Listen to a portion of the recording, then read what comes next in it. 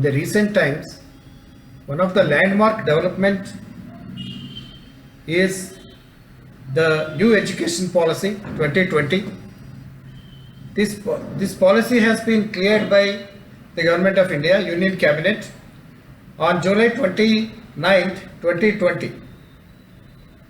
Friends, we are talking about higher education reforms almost after 28 years. The national education policy as we have today was first conceived in 1986, and after that 1922 we have the revised national education policy, and again in 2020 we have the national education policy now accepted by, cleared by Union Cabinet. Now why is it the significance? The significance of national education policy is that today the gross enrollment ratio in the higher education, including vocational education, is only 26.3% in India. I repeat, the gross enrollment ratio in higher education, including vocational education, is only 26.3%. Now the objective for a country with 1.3 billion population, and the strength of India is the younger population like you. The average age of India is 29 years. So it becomes all the more important that we equip our younger generations with higher education and great intellectual abilities and opportunities. So the new education policy has a vision for say 15 years. So it aims to increase the gross enrollment ratio in higher education, including vocational education, to 50%, which is very good, and it is also very ambitious. We will never know whether we will be able to achieve it or not, but friends, targeting is one thing. If we target, we can try to achieve it. So let's hope by 2035, after 15 years, the gross enrollment ratio in higher education, including vocational education, will be 50%. And the new education policy is a first step, a baby step, we should say, in this direction. Now, what is the background for this? The education reforms, including higher education reforms, is one of the election manifesto of the NDA government in 2014.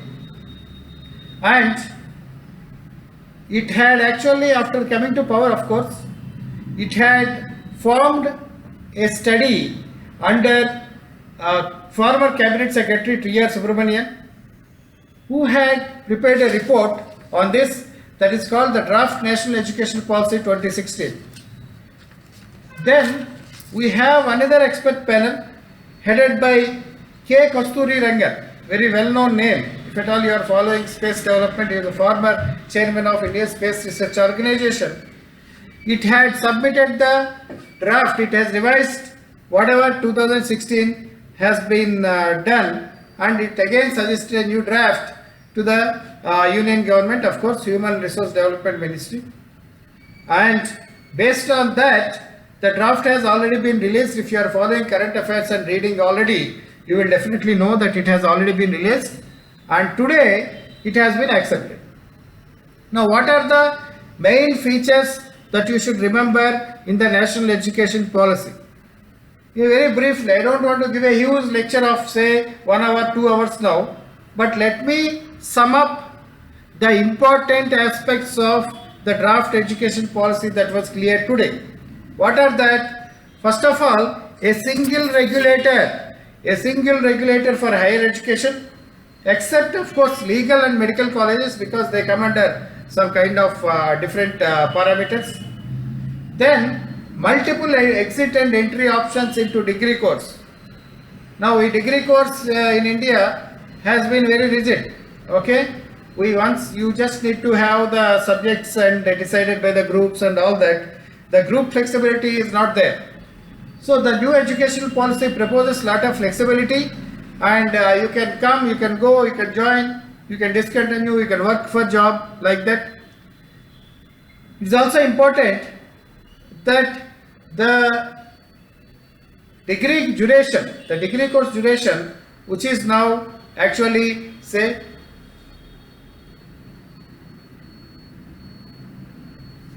which is 3 years now. This can actually be flexible to 3 to 4 years. That is also one important aspect that you should see.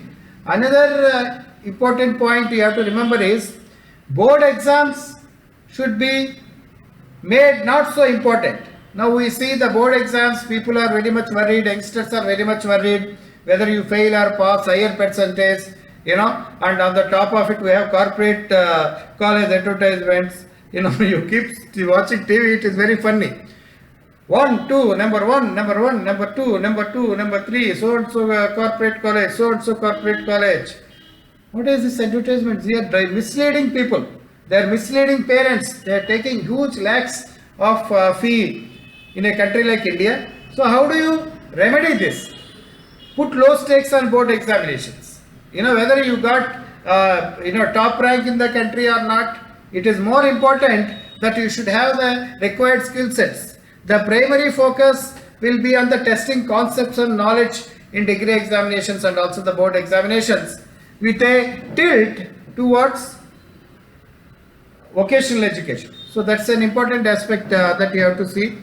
Then home language or mother tongue, as we call it, should be the medium of instruction up to class 5th. That is also one thing. See, the medium of instruction is also important. Friends, I see many students who come to me who are English medium and all that. They are worried about the language papers in Group 1 mains or UPSC mains, whether they clear or not, because it is qualifying. You need to do that. So that is also one important thing. Another important aspect is that the policy envisages a broad-based, holistic, multidisciplinary undergraduate courses. Degree is very, very important, friends, because it gives you total perspective. In 10th, the students will always be confused, parents will also be confused because they want to make them engineers, doctors, send abroad and all that.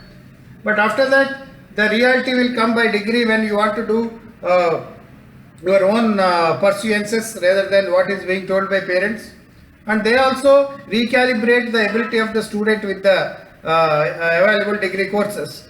So, the combination of subjects, integration of vocational education into the curriculum is also very, very important aspect of new educational policy. Then,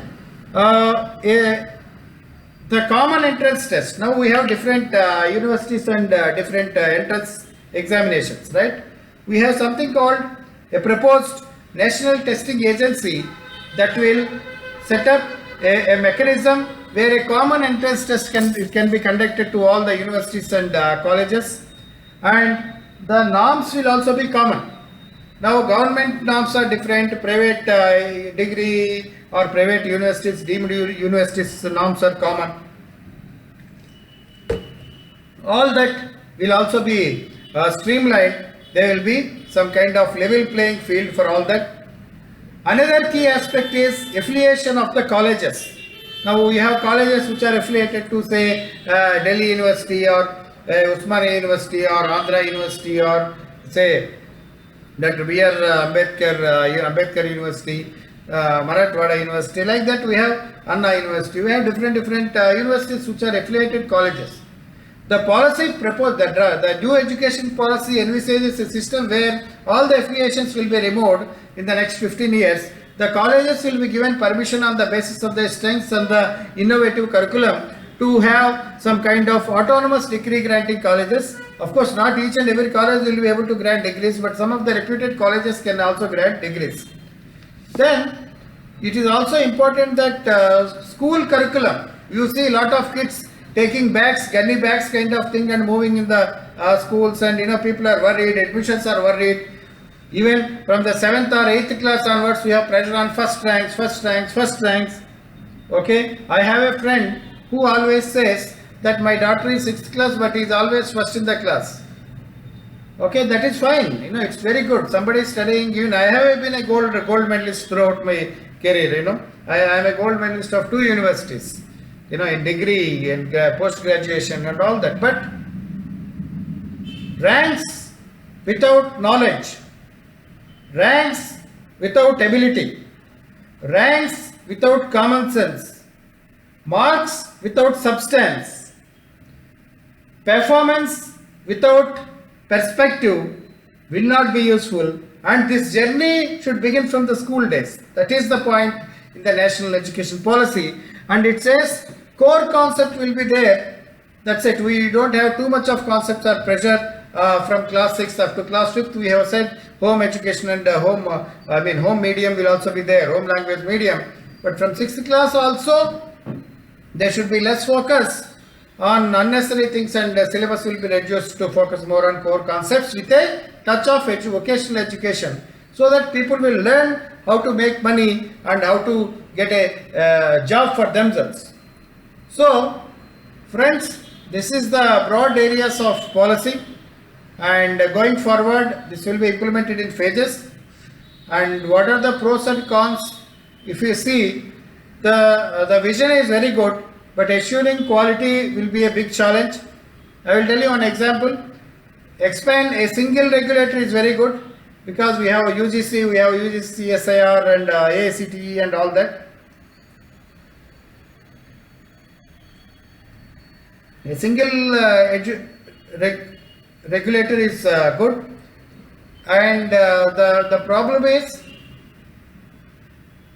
the challenge, I don't say problem, let us be positive about it. The challenge is, how do you ensure the quality of education if you are removing the affiliation of colleges? Because as we know, colleges neither have adequate staff nor have qualified teachers, nor they have the infrastructure. So how do you supervise? Will a single regulator will be too much of centralization, and will it give any opportunity for lapses of supervision or regulation or overlaps? That has to be seen.